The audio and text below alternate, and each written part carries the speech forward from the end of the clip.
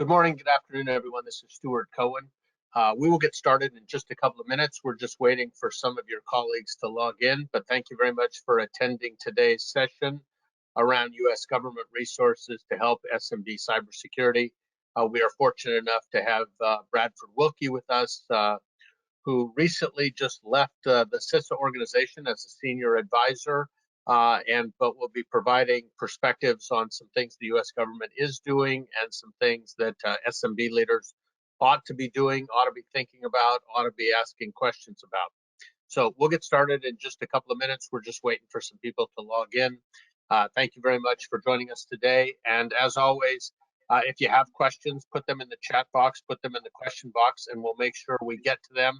We'll also have them obviously part of the rebroadcast that we have on YouTube that'll probably be up on Monday, if not before. Thank you very much, and we'll get started shortly.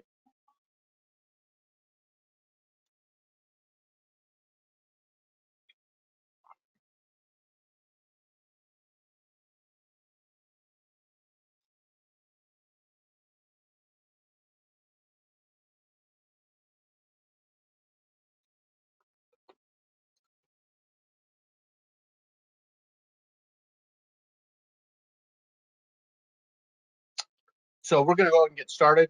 My name is Stuart Cohen. I'm the president of IGI Cyber Labs. For those of you that have been on our other sessions, thanks so much for joining us. For new ones, thank you for coming on today. A couple of things. We'll move to the next slide. A couple of things just to keep everybody to remember. We want these to be interactive. We refer to these as public service announcements. So this is not a vendor presentation.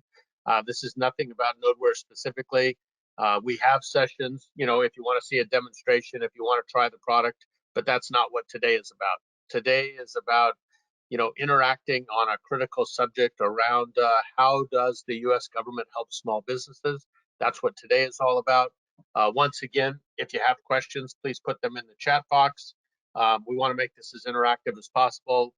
Any of you that have been on these in the past know that we get questions submitted in advance that we will make sure we cover throughout the hour, as well as make the slides that are available to everyone as well. So with that, let's just go to the next slide. I mentioned the upcoming events. We do have a session coming up next week on the 28th, what we call our live demo and peer Q&A call. We have Eric Pinto from SOC Soder. SOC Soder is a SOC services provider to MSPs. So if you're an MSP looking for SOC services, he will be on that session. We'll do a demonstration of Nodeware, continuous scanning, immediate alerts when a new device shows up on the network. That's an opportunity to see more about the product. As we continue on some things we're doing around public service announcements, we're going to talk about enhanced customer security through the art of an assessment from Tim Coach from Gradient and Ryan Cotier from Security Studio. We'll be talking about assessments, talking about frameworks, talking about the outputs of assessments and how an organization can use those to start to build a holistic risk management approach to your business. Coming up in August, we have Steve Mancini from CISA talking specifically about the cyber hygiene services they have to assist the organization. We had Steve on last year. A lot of people were very interested in what he had to say, so we're having him come back. And then on August 18th, we're having another follow-on session regarding Zero Trust. We had a session with the National Cybersecurity Center a little over a month ago talking about Zero Trust, talking about continuous scanning, talking about, well, Zero Trust is a buzzword for the Fortune 1000. It's also something that small business leaders are starting to think about. They're getting questions asked by their board members, by their investors, by their angels, investors, by their VCs. So what are small businesses doing to prepare for, if not Zero Trust, at least the path to cyber hygiene? And we're fortunate enough to have Mickey with us from the National Cybersecurity Center and Gary McCallum, who's the retired Chief Security Officer at USAA, who's now with Tag Cyber. He'll be helping us with that discussion. So with that, you can feel free to sign up for any of those on our website or on our LinkedIn program. Today, I want to get to our session. We're fortunate enough to have Bradford Willke, as I said, recently just left CISA as a senior advisor. With us today to talk about, what's going on from a U.S. government resource standpoint and how can small businesses take advantage of it. We're also proud to be able to say that Bradford has joined our Nodeware Advisory Council. So we are thrilled to have him part of that to help us, give us insights and perspective on things we can do to help, the MSP business, the MSP marketplace, and to help MSPs be better prepared for all the small businesses that are coming under attacks and things small businesses are now starting to require from MSPs to get the kind of support and assistance they've needed. So once again, great conversation, great opportunity to hear from small business leaders about the questions that are on their mind. But before we get started with a couple of those questions, Bradford's got a few charts that he wants to go through that I think will set the stage for some of the dialogue that we're going to have. So with that, Bradford, thanks so much for joining us today, and we'll turn it over to you. Thanks, Stuart. Hey, it's good to be back with you. I think I was here last year with you, and you got a great lineup. I like Steve Mancini's presentation. I've seen it a bunch of times from CISA as well, having just left there last month. One of the things, to sort of front load that, people should be thinking about is what is CISA learning through all that scanning? There are 3,000 or 4,000 companies that they scan, all to help them uncover that sort of surface level view of vulnerabilities, but the trends of how fast people are patching based on the size of business that they are and the type of business, those are some things I think Steve can really share some insights on. It's also good to see that you're projecting into zero trust, and I know what you said. There is more attention by the community at large, meaning the managed service security and service providers out there, cloud service providers, into what zero trust is. And I think, as you pointed out rightly, and you failed to mention this, I read your Tag Cyber article with Ed Amoroso just yesterday. It's a good one, and I think small businesses are starting to think about this. From the personnel side, they've always thought about this. From the, hiring the next business partner, right, with no real history between company and business partner or vendor, they've had to think about what zero trust means at a very practical level, right? Companies that have high attrition think about zero trust based on the training and the culture that they're trying to establish with employees that, maybe seasonal, temporary, or just, again, a high attrition rate. So we can go to the next slide. I was thinking, if nothing else, and I'm really grateful for the folks that have tuned in for this, but when I sat down for a dozen years and I would talk to companies, big and large, and all the way down to state and local, territorial and tribal government, local government, and certainly small business, if they weren't raising these questions, I was poking them to think about how well they know their own sense of self. And so I'm not going to read through all of these, but I think there's a little bit of sort of purposeful intent in each of these. And, it might be a good minute drill to sit down if you're a small business leader or you're a managed service provider and just sort of sit down with yourself and your leadership team or your vendor and kind of run through these. How secure is our business from cyber attack? I know that sounds like an intractable question, but when you start to break it down to what are the most common types of attack that our business would face, and are we prepared to deal with those things? Who's going to be working what angle of the problem? Who's going to be working the customer relations, the legal aspects of it, as well as the technical aspects? You can really decompose the roles and responsibilities. And then when you think of things like, well, common attacks like ransomware, how capable are we in defending those types of cyber attacks? And again, who's going to be doing what in what order, and what choices are we going to have to make? Not just paying or not paying the ransom, but actually in what order you may want to restore systems. How you may want to validate data that's coming back, that if you do pay the ransom, you're getting back from bad guys who potentially encrypted it, took it offline, and then are supposedly helping you get it back.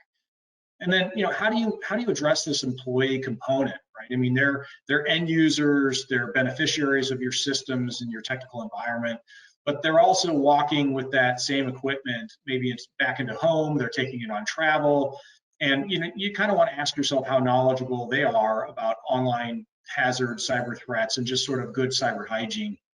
And the same thing, how much do the managed service providers that you have, how much do they really know about cyber threats, and then how are they applying them to you?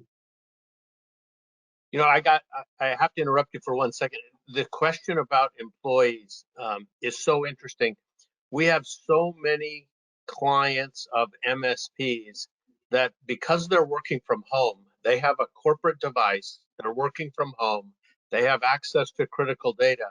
And what was once, a device that was on a network that our sensors would, basically pick up, we now have a lot of MSPs providing sensors on those corporate devices for people to use at home, so they can keep track of the home Wi-Fi activity that corporate device is attached to. And while we're not in the home security business and the home Wi-Fi business, because our sensors are provided for free, it is unbelievable the number of corporate devices that have sensors running because people are doing remote work while working from home that have access to corporate critical data. Or, they're using the mapping capability to make sure it's a corporate device that somebody's working from home, but they don't have access to any critical data. So when somebody gets on their Wi-Fi in an urban environment, they can't get into the critical data. So when you mentioned it, I just had to comment on that because it is becoming a bigger and bigger issue for remote workforce and hybrid workforce. And I just thought it was important to state it. And maybe you can comment a little bit on kind of what you've seen in that happen in that environment. Yeah, I mean, I was talking to a lot of companies entering the pandemic, and what we were talking about was this inflection point where 5 years ago and 10 years ago, we were talking about the perils of bring your own device into a corporate environment or a small business, right? Where your employees bringing in the smartphone, or they're bringing in a piece of equipment or their own technology. MP3 players, right? And you're wondering about like how that's going to affect your small business IT environment. And now all those assets are coming into the home environment, which is the next Wild West. And so for the past 2 years, we've been learning about, we don't have the same network visibility to your point. You're taking those devices and they may have thin clients and VPNs that allow them to access your small business environment. But the second that VPN and thin clients turned off, it's another piece of equipment hanging off of a home office, small business home office router, sitting on a Comcast, Verizon, network with no monitoring that you can do as a small business. And so maybe 3 things real quickly, and we'll move back to the questions. One is, if you're small enough, but you have some resources and you have some extra licenses for things like antivirus or firewall equipment, or VPNs and things like that, it's time to invest in those endpoints. You don't want to necessarily give every employee, if you've got 500 employees, free antivirus software for their other computer sitting in their home. But if you think about like your weakest link is a corporate asset, a small business asset that is now sitting at home, hopefully behind some type of security layer that the ISP provides. Like Comcast does a little bit of, based on its Xfinity platform, it'll do a little bit of like malware, right, prevention. It'll block certain types of things, right, very, very small, right? So my point is, though, you could invest a couple dollars there and really pay dividends, right? Because you're making sure you rise the tide that raises all boats, which in the boat you're trying to raise is not necessarily your small business asset, it's all those other home assets that are sitting there. The other thing you could do is, and this is really helpful in incident response planning, you can map out your key employees that really do have access to your technology environment or your customer service data. Map their internet service providers. Just basically survey them and say, okay, who has Comcast, who's got Verizon, who's got AT&T, who's got Warner, who's whatever internet service provider you have. That would give you some baseline as to whether there's any protections that you could recommend for them in the home environment.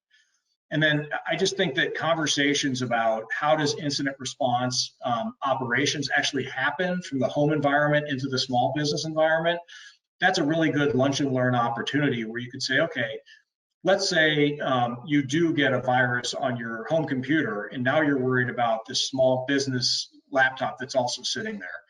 What you want to do is not sweep it under the rug. You want to have a plan that says how you bring that equipment in, how you examine it forensically, or how you look at it for malware before it's plugged back in or it VPNs back in. So So, it is really, it's a take your own device environment now. And like you said, the visibility and the planning went out the window because we always planned for within the corporate walls, 4 walls and the ceiling of a small business. I want to touch on two others here, and then we can move on. The purpose of this conversation was about U.S. government resources, and I think you could expand that a little bit by saying that the government's not necessarily going to write you a check to do this, and they may not come in and put hands to keyboard for you, but they are investing in a lot of these intermediaries, and they're investing in things that help you plan and sort of get started. So if you're looking for outside help, that's pay or, for fee, minor fees or for free, some of the resources I'm going to talk about point you right back to those things.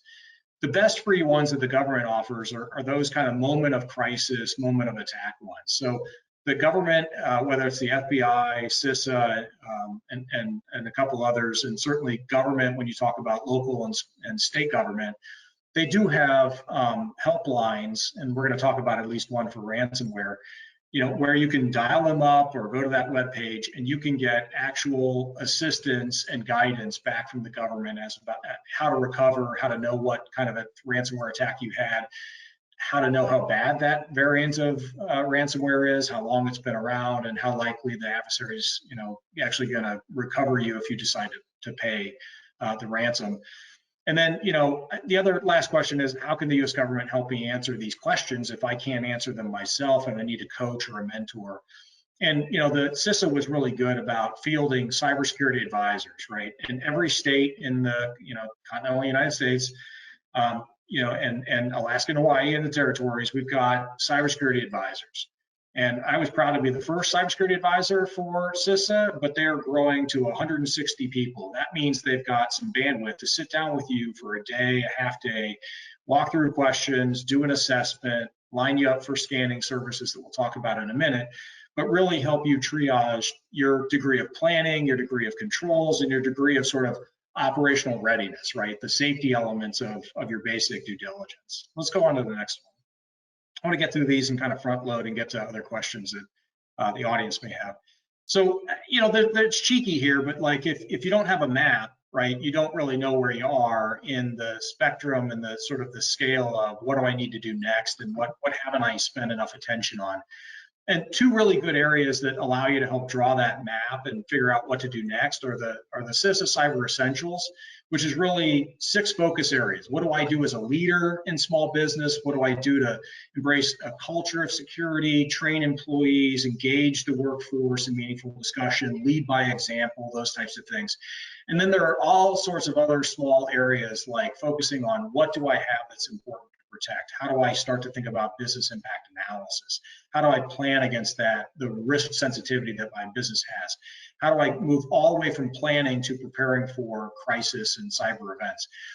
And that's a little bit different than the small business planner that you get out of the FCC. The FCC has, this very nice clickable planner, and it basically says, if you want an implementation guide, we're going to spend 20 minutes clicking on topics that are relevant to your small business, around governance, around policies, around access control, 12 different substantive topics, and then it's going to build a plan of action for you. So you're going to go to the Cyber Planner link here at fcc.gov, and it's going to say, what's the name of your business, what state are you in, and then you're going to answer some questions about things that apply in terms of control topics, and then you're going to print that thing, or you're going to press the button, publish it out as a PDF and then print it. And it's going to be your game plan for thinking, have I considered perimeter controls and firewalls? Have I considered what I want to talk to my cloud environment provider about? Have I considered what data protection really means versus privacy of data kind of concerns versus information security concerns?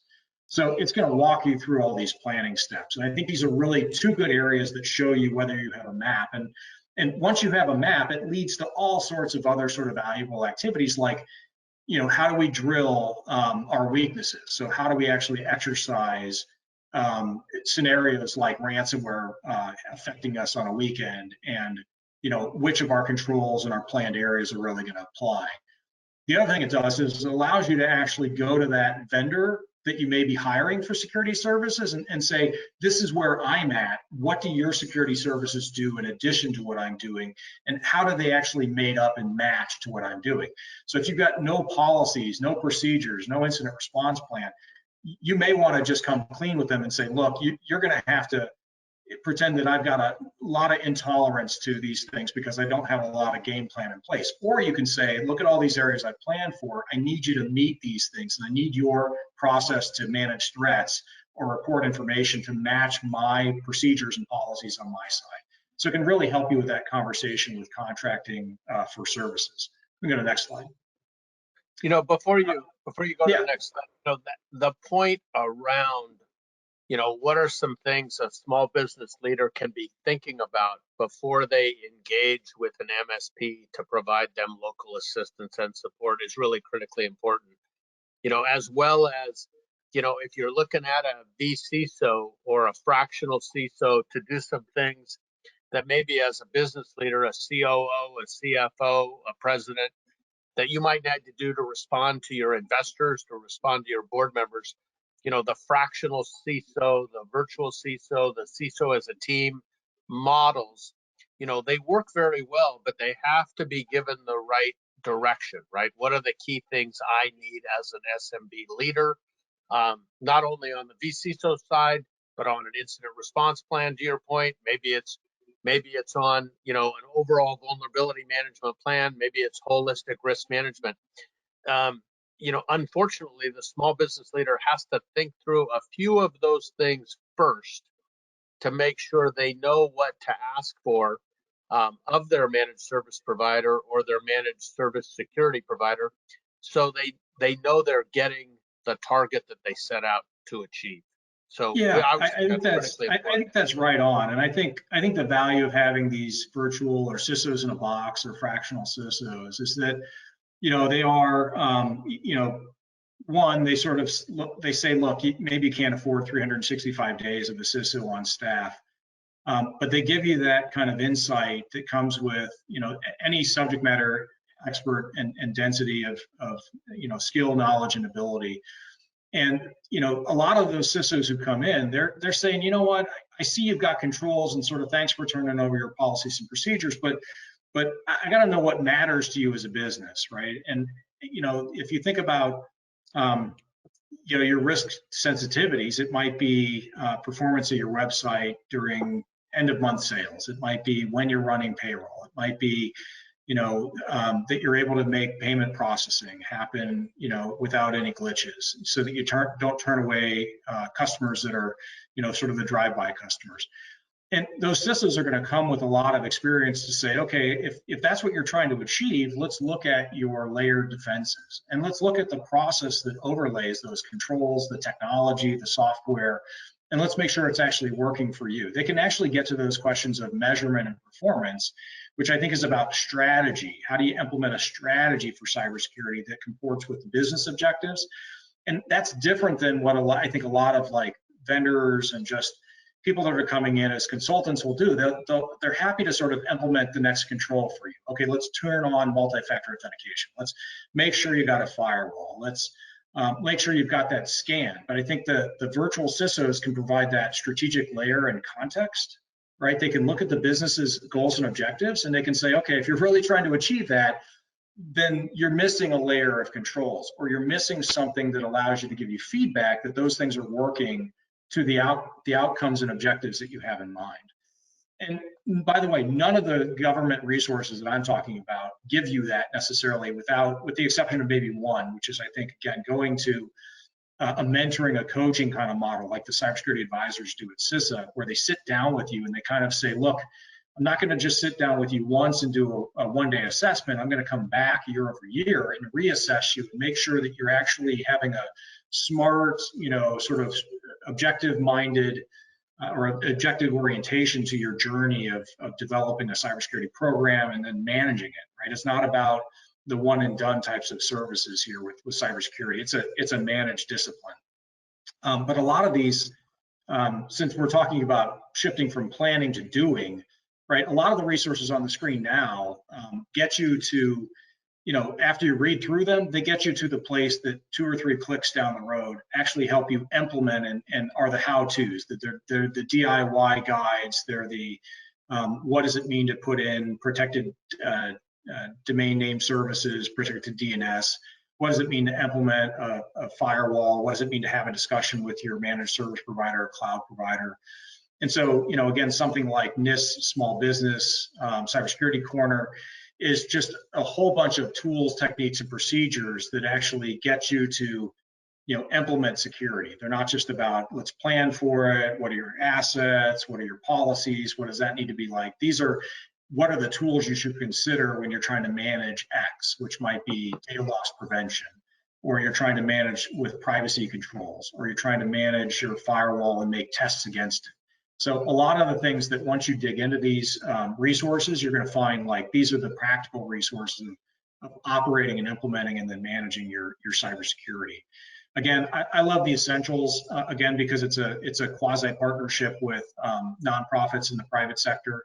And so after mapping those 6 big areas of like taking care of yourself as a leader and your team and training and exercises and your assets and your network and your incident response, it then says, okay, how do I actually do that stuff? Not how do I plan for it? How do I read about it and get aware about it? But how do I actually implement controls in those areas? And it jumps you off to the Cyber Readiness Institute and the National Cybersecurity Alliance and NIST cybersecurity framework kind of ideas. So you can go sort of choose your own adventure, Stuart. You can go into it as far as you want and really get techniques and implementations done. And we go to the next slide. I think we're 2 away from maybe the conversation, which will give us a good half hour to kind of see what's on the audience's mind and as well as yours. I think there's some promising trends, but as I mentioned up top, the government's not necessarily writing subsidies and checks to small businesses. I think what they're doing is things like this Small Business Administration pilot program where they're saying, okay, I'm going to invest in the state by giving them grants. The states are going to provide services, maybe vulnerability scanning, phishing campaign assessments. Maybe they're going to come in and help you with an asset inventory. I've seen states do the same thing, by the way, in the last decade, Stuart, with local government. So states were given grants out of FEMA in the last 10 to 12 years. And instead of the states just sort of saying, how do the states become better at cybersecurity? They provided service level agreements and services down to local and municipal government.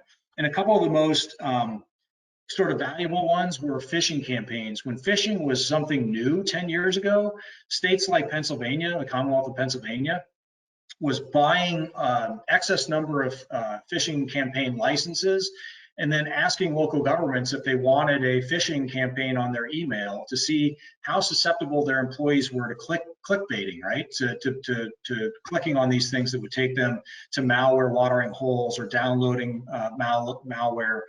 And that's something that no local government could spend $1 on, but they could certainly subscribe to it and get that money that was being provided from the government down to the state government, down to municipal as a service. That's the same thing I see happening in this Small Business Administration pilot. The problem is that it's in its first year, and I can't give you a lot of data on states that have actually applied, have implemented services, and then what those services are. I imagine what they're going to look like, though, is we'll do some vulnerability scanning for you as a state. If you trust the state well enough as a small business, you'll sign up to their vulnerability scanning, maybe a phishing test, maybe an exercise. Maybe they'll send you a free firewall or an appliance, or maybe they'll just help you with something like training, which is always sort of the last, it's the first thing you should pay for, but it's the hardest thing to pay for at scale for a small business because you're not going to pay $1,000 per person, but you'd really like to pay something like $25 a person. And when you get that economy of scale that a state can do by buying all that training for you, and then you just buy a seat in the class, a virtual class, you get a lot of win-win from that. The other thing is that, the US government, and I think most government, if you think about emergency services and first responders, right, the common defense, providing the common defense written in the Constitution. Yeah, it certainly means the military, but it means first responders like fire, EMS, and police. And at least in cyber, we're seeing a thumbnail of investment by the US government And that's not fair. It's more than a thumbnail. It's maybe a foot in the door for the right amount of investment for first response for cyber attacks. But at least for stopping ransomware, if folks actually have a ransomware attack and they go to stopransomware.gov, they'll be able to report ransomware. They'll get guidance and assistance on how to recover. They won't be told certainly to pay the ransom, but they'll be told, like, here's what happens, when you do pay. This is what you should expect, right? There's also, guidance that you can get, like, how likely, if I've got this type of ransomware, am I going to be able to recover from it if I don't pay the ransom? And how long, how bad, how nasty is this stuff that I've got? So you get a lot of free coaching, mentoring, and really the guidance that you get by calling 911 is not just to report an incident, it's to get that, here's the services I can provide you that are coming your way to help. So it's a good start. It's a good start, but we need to see more of that kind of direct investment. We'll go to the next slide. I think it's second. Bradford, before you go to this final slide, it reminds me, when we first had you on about a year ago, one of the things that I made the comment on was, I thought Nodeware would be used by people that had never run a vulnerability management scan before, and they would use Nodeware for the first time. But what's happened is with programs like what CISA had to offer, there's a vulnerability management scan that can be run by CISA for free, and it runs, once a month. And what we found was that, a lot of people went to that site after you were on one of our sessions a year ago, and then came back and decided, we can't live with a scan once a month. So it's nice that it was free, but we need something that provides continuous scanning on a daily basis during normal business hours, and we get alerted to immediate devices. So it's been fascinating in the last 12 months how the market has shifted from, I just want to do a vulnerability management scan for the first time, to historically I've done it monthly or quarterly or on a Sunday night, and now I need it done during normal business hours, either because as a leader I'm requiring it, or my investors or my customers or my clients that I'm holding critical data for, they want to make sure that the bad guys don't have access to their data on my system. And it starts to get into supply chain, it starts to get into blockchain, it gets into all sorts of different aspects of where's the data, whose data is it, and is it being looked at on a daily basis during normal business hours. Yeah, you're getting to one of my perennial soapbox issues, if you will, which is, I'll ask this cheeky question. I think I do it at the end. I should do it at the end here, but I'll pause and do it now, which is, as a small business, what do you really know about cyber threat and vulnerability? And that's not a how smart are you kind of question. And if you don't know what really applies to you, then shame on you. It's not about that. It's about the value of partnership, networking, working with service providers that have dedicated expertise in this area, working with the government that is trying to look at and put a label on certain threat actors and the frequency and how bad things are and where to look for vulnerabilities. But vulnerability scanning is one of those, initial sort of innate things we've all kind of got to get on board with, right? Vulnerability scanning does more than show you where the weaknesses are in your network. It validates that you understand the assets that are exposed to the internet, or at least the assets that are exposed to adversary scanning, which does happen 24/7, 365. So whether you hire a service or not, the difference is the bad guys are doing vulnerability scanning on you right now, and they're looking for the way in. I think that any responsible organization is trying to think about, how do I get to know myself from the outside looking in? And how do I close those things that are sort of the obvious ones? If I had to add to this list here, which is a list of CISA's bad practices they'd started to produce last year, I'd probably add the know thyself one to the, if you don't know yourself and you're not looking from the outside in, that's a bad practice, right? So what this one says is, if you're using things that are past support or at end of life, so think of the MyBook Live. There were a number of MyBook Live network drives that were basically bricked last year. Malware was sent to them. All of a sudden, there were 50,000 reports of, almost overnight of home users, small businesses that were using these network drives, and they were all of a sudden unusable. Well, Yeah, should the company have patched it? Should Western Digital have patched it? Yeah, they probably should have patched it knowing how grave of a software vulnerability it was. But the product was at end of life. It was basically, they're not selling it anymore, they're not supporting it anymore, and they're not patching it, but a lot of people out there were still using that, not knowing that it was unsupported or at end of life. That's just as bad as having known fixed default passwords, not moving off of username and password, not moving to multi-factor, and certainly not doing vulnerability scanning. That's got to be added to the list. It tells you about what services you're offering on the internet. It tells you how secure they are in terms of version control and patches. It tells you how well configured they are. And then something like the vulnerability cyber hygiene scanning that you mentioned that CISA does, and Steve Mancini is going to talk about in a month, right? The questions go past that. It's not just enumerating vulnerabilities. It's what's the patching window that best applies when I have a vulnerability that's exposed to the internet? How fast do I have to provide attention to it? And generally the answer is not as fast as possible or never. It's always nuanced with the business's, sense of objectives, risk tolerance, or even it's patching that it's outsourced to a third party like a cloud service environment.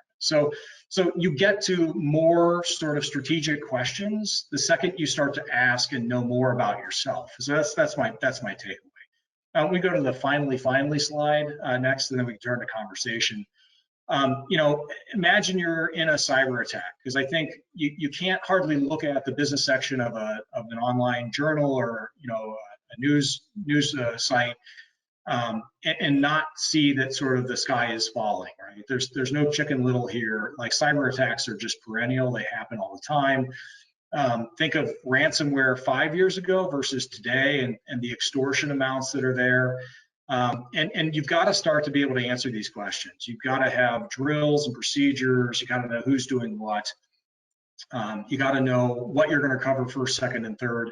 I remember and I shared this story, I think last time we talked, Stuart, in one of these webinars, but I was down with Governor John Bell Edwards out of Louisiana, and he was facing his ransomware campaign of 2019, where he had 4, then 5, then 6 school districts, thousands and thousands of teachers being pushed offline, administrators being pushed offline, and students about to return to the schools, the school year, just 2 weeks out from those ransomware attacks in 2019, August 2019. And the question wasn't how many National Guardsmen and women could he turn to recover systems. The question we were trying to him answer was, which systems come up first, second, and third? What aspect of your internal cloud environment? Does your payroll and benefit system come up first? Does the teaching platform come up first? Does the internal network and the Blackboard system that students use come up first? And these are questions that aren't necessarily answered by just turning to one single playbook, right? These are risk-based conversations that happen, and they're going to have to happen with business units and segments, different leaders in the small business. They're going to have to happen with the business partners and outside customer or outside vendors. And I put customers on here because customers want to know what's going on, right? They want to know, was the data that they entrusted you with put at risk? How do you know that you've got good data on them if you recover after ransomware? How do they know their privacy hasn't been violated, or their sense of what they bought from you, or their credit card information? So they're very interested in, if they're not part of your outreach process and how you're going to answer questions, you're probably going to lose some customer confidence, or certainly some customers. And then I like these questions about, how do you have confidence knowing that you've evicted the attacker and recovered your systems, and you can say, we're clean, we've got a clean bill of health, we can go back into service now and start whatever our small business does, right? So what does recovery and restoration success actually look like? And I think these go to, then once you can answer these things, you can build a plan, and then you can look at the performance, and then you can assign out the responsibilities, and then you can trial and exercise it until you're reasonably doing it well. I mean, nobody really does it 100% based on an exercise the way they're going to do it in real life. But you can gamify this stuff out pretty well as to how you want it to work, and then you can go back and look at improvements after that. But you can't do it unless you have that map and you start with those sort of fundamental planning and divisional labor activities.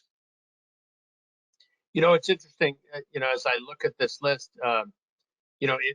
So we're involved in a couple of integrations. One with a company called Security Studio that does assessments, and then ironically they're connected to a cyber insurance company, CISurance, who not only provides cyber liability insurance for an end user organization, but also for the clients that are part of an MSP program, and soon we'll be providing I think MSPs the ability to get insurance as well directly.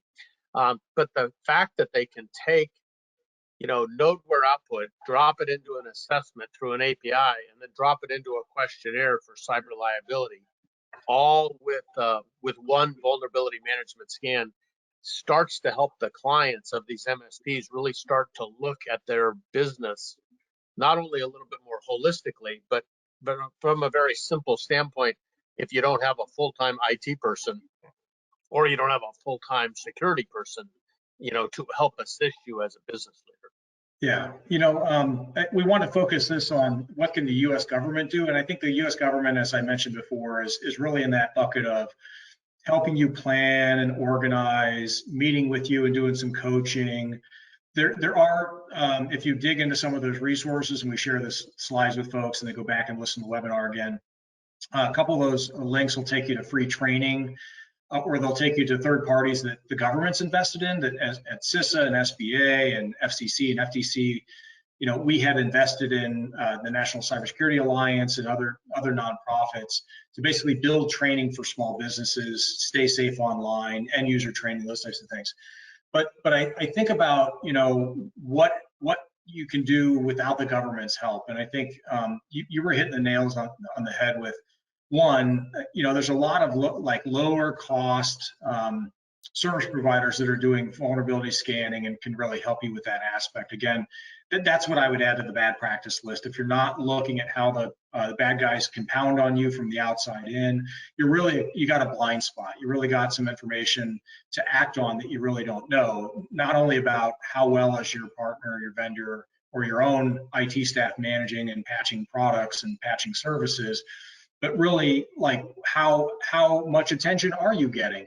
I think the other thing I would say, and the government's not necessarily 100% helpful on this just yet, but we've talked about it before, Stuart, is we're not just talking about ransomware of your Outlook environment or your sales platform or your website anymore. We're talking about, and you raised this, you got me thinking about this when you raised the insurance angle here.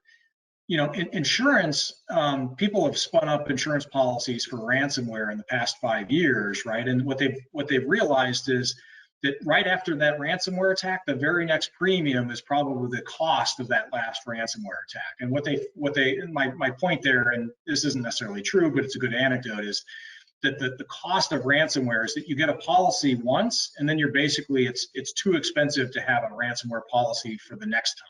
So you can be covered once for ransomware by an insurance policy, but likely you're going to see your premium go through the roof. I think more important than insurance is thinking about ransomware as a trend for denial of service and destruction of an environment. And then when you think about other moving trends like Internet of Things, right? The technology that is managing your lighting control, right? Smart lighting, the thermostat and the heat plant and the HVAC systems that you have, your refrigeration systems if you've got a small business that's in food service or storage, right? All of these Internet of Things devices that are showing up, whether they're industrial IoT or they're just consumer and commercial grade IoT, those are also being scanned for by the bad guys. And they're looking for not ways to necessarily do ransomware against those, but certainly destroy, deny, disrupt those. And I think it gets me to 2 points here. One is scanning can show you devices that are accessible from the internet you didn't plan to have accessible to the internet. And they can show you all those IoT things, which maybe are not getting as much management. They're not getting planning, they're not getting a triage plan, they may not have layered controls. The second thing is that the insurance conversation is still valuable, but I think one of the other most valuable external conversations you can have is with a local small law firm that understands your business and thinks about how it can help you through cyber attacks. There's immense value in having a law firm on retainer to help you with ransomware. Who negotiates the ransomware payment? You know, what does a contract mean with bad guys when you go to pay the ransom? You know, how do you go find a recovery small business, you know, catering recovery firm that's going to help you restore your systems? Even if you have cloud services, yeah, you're going to have that side of your business recovered. But, you know, generally we're talking about on-premises systems for ransomware at the small business level. And if you think about who's going to go best hire those types of recovery, you know, service providers, a lot of law firms that specialize in cyber law, cyber recovery, privacy, they know who to reach to. And so by having them on retainer for a small fee, they know how to get you the insurance policy that makes sense for your business disruption. They know how to go hire the manage the recovery agent, you know, the Serve Pro for cyber, right? They know how to go hire that kind of company. And so I think about those other alliances that you have. The government should be there from how to understand threat and get some of the free services that we talked about. Managed services providers are out there, your cloud service providers. And then do not forget insurance and legal services. I think those are all have to be on the radar. And I know you're already, you could probably say as a small business, I got all those five, but are you talking about cybersecurity with all five of them? That's the question when you go to insurance and you go to laws, legal services, you may not have had the cybersecurity conversation with them. So to that point, you know, regional organizations that are out there today that are providing cybersecurity services, cyber education, as part of either a nonprofit or some sort of consortium of businesses coming together. Are there separate resources for them, or for, you know, like we have MSPs that only focus on nonprofits? Are there things specifically in the U.S. government that those regional cyber collaborations can get assistance with, or things nonprofits can get assistance with above and beyond? Yeah, so you're treading into a question which is like, how do I get benefits imputed to me by proxy? Or if you will, I'm a small business over here and I've got a network of managed service providers, and I want to know that even if I can't work with the government directly, I'm asking questions to see if they're working with the government. And there really is. I mean, you know, I've spent 27 years around the government in some way. Military, CISA, DHS, federal labs, those types of things. And, you know, we were always pressing partnership, right? Public-private partnership, we would say that. And it didn't mean people getting in the same room and talking. It meant operationally exchanging information. What that means today, to answer your question, is that those managed service providers generally are not learning about threat by just looking at the services like, let's say they are managing your perimeter firewall and your intrusion detection and your threat platforms, your antivirus and things like that.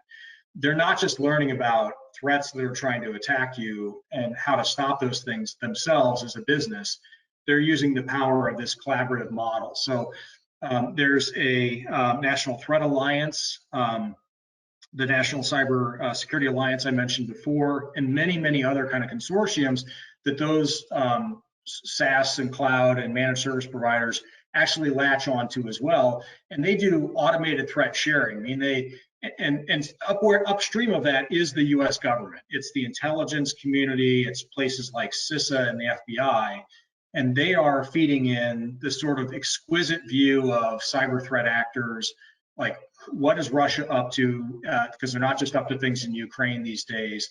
They are testing out sophisticated cyber weapons platforms out of the GRU, and China's doing it out of its different ministries of security. And my point of away from sort of security theater and saber rattling is that our foreign intelligence services, right, just like Russia's and China's, are trying to look at what the sophistication of those bad actors really are globally. And they're trying to understand the tools that they use, the bad actors use, the techniques, the procedures that they use, right? The basic tradecraft that they have. And once they understand that, it's not about, what's the political aspiration of Russia or the monetary motivation of China in doing those things. Small businesses don't care about that. I don't necessarily, as a home user or a citizen, care about that. But once I know the tactic that they're trying to use, I can whittle that down into what's technically understandable, and then I can share it with those threat places like the National Threat Alliance, who then share it with the managed service provider, who then build it in to how bad they rank and score the threat that is visited upon a small business, network front end. So the point is, what you're learning is somewhat generated by this partnership model way upstream that starts with U.S. government intelligence services, places like CISA that act for a defender. CISA, by the way, and I know you said this, and it's on my mind because I left there a month ago, but CISA isn't just an advisor. They are someone charged with protecting over 99 large departments and agencies in the federal government. So they are the first line of defense when it comes to internet. As an internet service provider, they're not the ISP, but they are hooked into those security operations centers. They're hooked into the network connections that those large federal agencies have. They're taking telemetry on there. They are making policy and operational adjustments. They are looking at the threats that are coming on the network, through whether it's a contractor's network directly from the internet or through third parties. And they are learning over and over and over daily because they are a 24/7 operations at CISA. And all of that information about what is the type of attack that we're seeing in different industries like energy versus transportation versus hospitals. If you think of the pandemic, we were charting out what did the typical ransomware look like applying to hospitals and healthcare systems, and how was that different than what we saw in manufacturing or transportation systems, or certainly those kind of companies. And so you can form a picture of risk that's very specific to an industry or a segment of business, like small business in some cases, even though they're different industry verticals that apply there too. But the point is, to what you said, all of that is building as contextual information, then shared with threat providers, who then share it with managed service providers, who then benefit that small business at the end. We got a question about privacy, and how does some of the privacy requirements fit into some of the things that either CISA or other U.S. agencies are now helping to provide small businesses? Yeah, look, privacy versus security and safety, right? They're sort of like three sides of a three-sided coin, right? Some type of die that we've got to cast. And so, the good news is that when like the cybersecurity advisors come in and talk to a small business and do an assessment with them for a day or half a day and kind of unpack okay, let's get into your security procedures. Let's look at the assets you're trying to protect. Let's look at what your controls are. Let's look at your game plan. They're not just asking about information security questions. They're not saying, how available is that system? What's the confidentiality of the information that's on that system? Or, how do you know it's not being modified? Or how do you have integrity controls to keep viruses away and to keep people from violating business rules and procedures? They're asking about privacy controls too. They're asking about what happens if you have loss of that data that should have been held confidential, or you've got a GDPR requirement, or you've got a HIPAA privacy requirement. They're going into, if that is part of your security and your privacy requirement that you should build controls against, they're helping you answer those questions. We're not, again, good risk advisors are not there saying you're missing just a control at your perimeter, or a way to manage patches for software, or intrusion protection. They're saying, in context of what you're trying to achieve, and if privacy is part of that in an area of information that you're required to protect, or you find yourself penalized or fines or losing accreditation, that's the business objective I was talking about up top. The business impact analysis is where advisors start. They start understanding you as a business, your lines of services, your assets, your objectives, And then they map those to the controls that you have available, and they look at the gaps. And the basic risk analysis 101 says, you close things that make sense and have value to you, and you don't forget about the weakest link that can bite you, even if it's not related to your most critical crown jewel asset. So privacy is one of those things. There's a National Privacy Day. Unfortunately, it's not until I think January, February of next year. That gets a lot of government agencies talking about how they assist with privacy in terms of assessments, better understanding regulation and policy that has to be implemented against them. But I would say anybody that really is skilled at doing risk analysis is going to not talk about information security as your outcome, but really the business objectives that are met. And if privacy is one of those, they're going to help you with controls that look very much like cybersecurity controls, but to actually achieve privacy as well. So we got a couple of questions from people about links that are available at CISA, contacts that are available.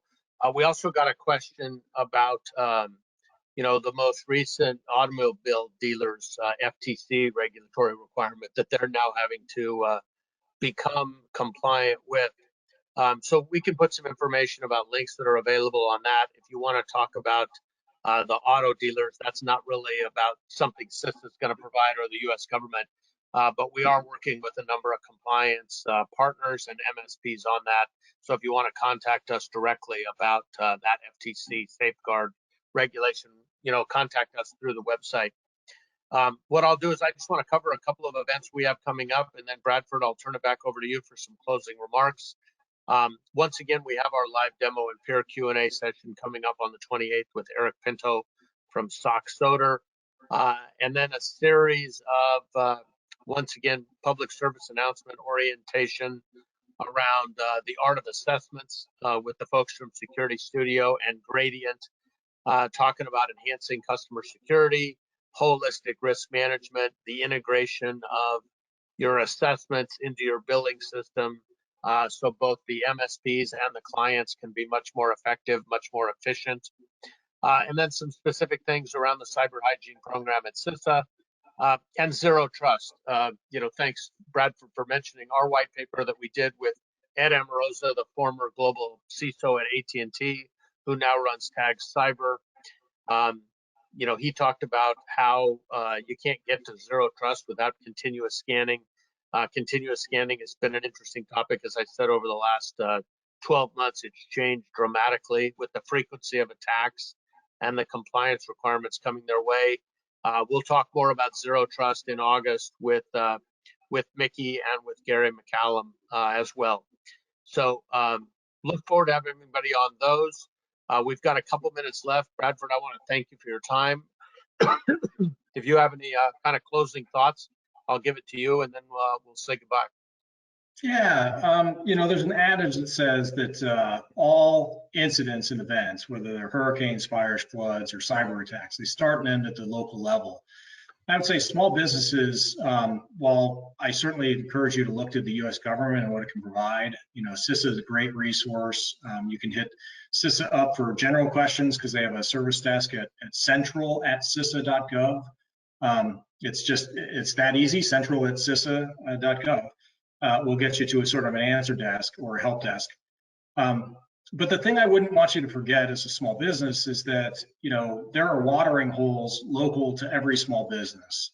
There are InfraGard chapters and around the 56 federal Bureau of Investigation offices that have been around for 20, 25 years. The chambers of commerce are getting smart and smarter about connecting small business leaders with other companies. Business incubators, the America's Small Business Development Centers, community colleges, local campuses. They're providing, training, non-traditional training for businesses in cybersecurity. There are so many local watering hole opportunities for small businesses to go get smarter, more connected. And if you're a leader in cybersecurity as a small business, for you to go share and mentor.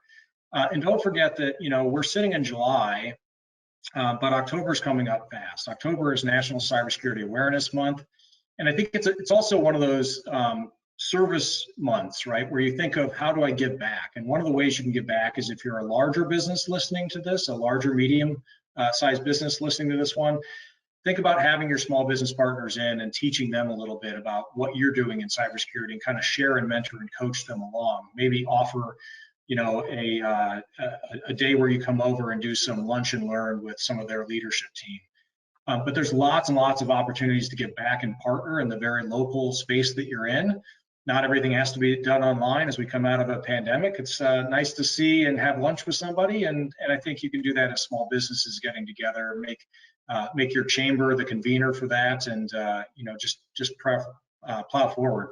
Last thing I would say is, you know, it takes a little bit of wanting to do this and investing the time. So, you know, go through the resource links that I mentioned, recognize that a lot of them just get your feet wet in the planning kind of area. Some of them lead you to tools and implementations. I think a lot of them help you answer some of the questions that you're uncomfortable with, and they start to get you to talk to your existing business partners a little more smartly. So I think if that's any sort of measure of success, a better, more informed customer of cybersecurity services is probably something you'll get after reading through a number of those resources we talked about today. Perfect. Thanks so well, much Brad, for having me. thanks so much. We are a minute over, but we will get the information out on the follow-up emails. Contact us directly if you have any other questions.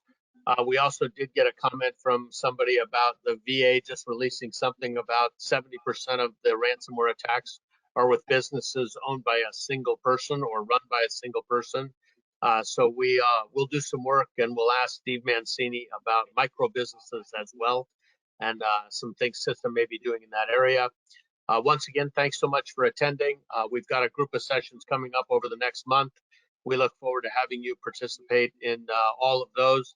And as always, connect with us on LinkedIn, put in any questions you have, and give you a chance to collaborate with your peers, either on LinkedIn or through an ASCII program or a 7-figure MSP program, if you happen to be an MSP associated with either one of those groups.